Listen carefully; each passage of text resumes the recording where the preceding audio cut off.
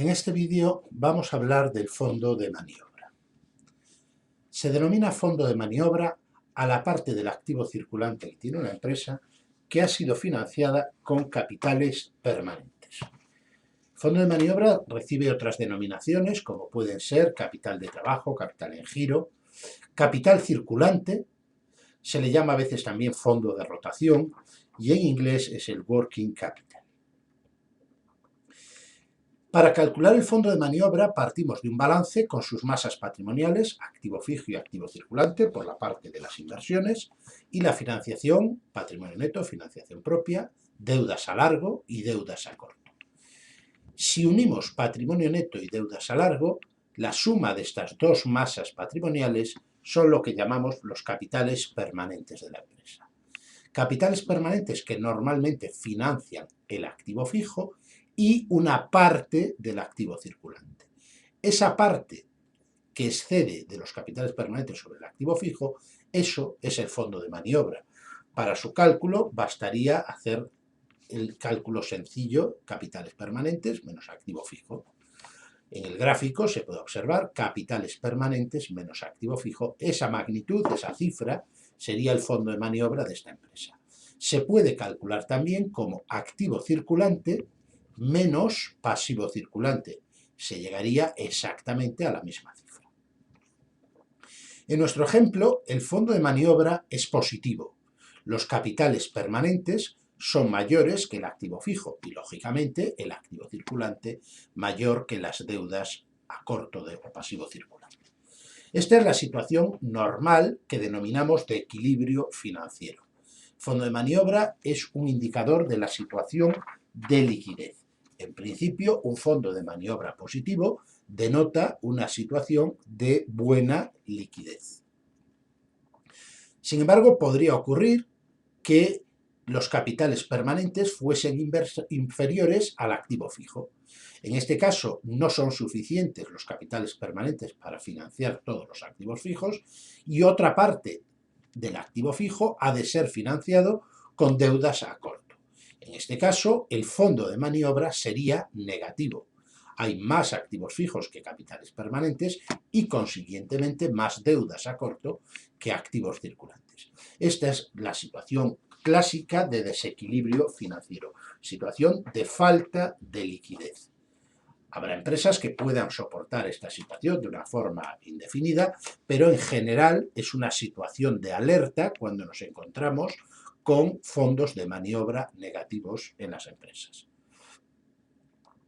La situación de máxima estabilidad de una empresa se produce cuando todos sus activos, fijos o circulantes, están financiados con su propio patrimonio. En este caso, el fondo de maniobra coincidiría con el activo circulante. No hay deudas ni a corto ni a largo y la situación es de máxima estabilidad financiera, lo cual puede acarrear otros problemas como la dificultad para crecer, pero en cuanto a la situación financiera, la empresa estaría en una situación óptima, puesto que no tiene ninguna deuda, ningún compromiso de pago pendiente. La situación de máximo desequilibrio se producirá cuando los activos fijos o circulantes sean inferiores a las deudas, ya sean a largo o a corto plazo, que tiene la empresa.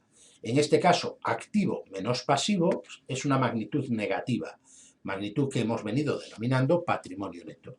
Si el patrimonio neto es negativo, la empresa está en una situación de quiebra, bancarrota o déficit patrimonial. Todos los activos que tiene esta compañía no son suficientes para hacer frente al pago de sus deudas. Un caso particular se puede producir cuando una empresa, teniendo patrimonio neto negativo, es decir, cuando sus pasivos son superiores a sus activos, el patrimonio neto es negativo, pero sin embargo su fondo de maniobra es positivo. Tengo más deudas que activos, en este ejemplo, pero sin embargo los activos circulantes son mayores que las deudas a corto o pasivo circulante. El fondo de maniobra es positivo, la empresa tiene una situación en principio buena de liquidez, a pesar de estar en quiebra. Es una situación paradójica, pero que se produce en algunos casos. Esto ocurrirá si las deudas son mayores que los activos, pero las deudas son mayoritariamente a largo plazo, de tal manera que a corto plazo la empresa podría hacer frente a sus obligaciones. En resumen, el fondo de maniobra es un indicador de la liquidez. A veces se denomina el fondo de maniobra como el semáforo de la liquidez. Cuando el activo fijo es menor que los capitales permanentes, el semáforo está en verde, hay una buena posición de liquidez.